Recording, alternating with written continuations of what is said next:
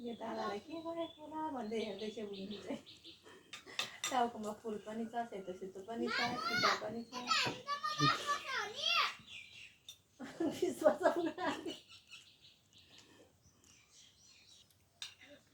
डुस गर्दैउ न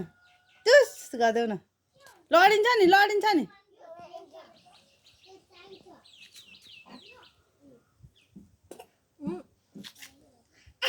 कत्रो बेर लाग्यो छोरी हाँस्नु भयो है हाम्रो शिव चाहिँ अझै हाँसिदिनु न